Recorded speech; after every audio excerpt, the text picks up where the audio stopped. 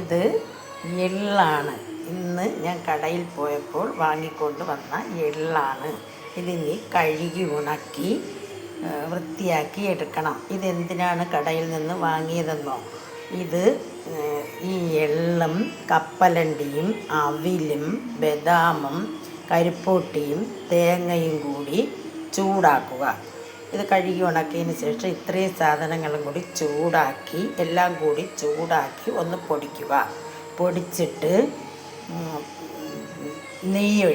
നെയ്യൊഴിച്ച് ഇത് അല്പം ഒന്ന് ചൂടാക്കി വരട്ടി പോലെ ആക്കുക. അതിന് ശേഷം ഉണ്ട പോലെ പിടിച്ച് വയ്ക്കുക.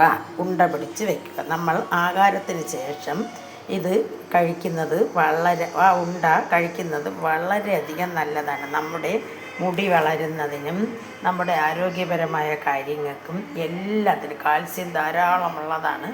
എല്ലാ കാര്യങ്ങൾക്കും നമുക്ക് എള്ള് യൂസ് ചെയ്യാം.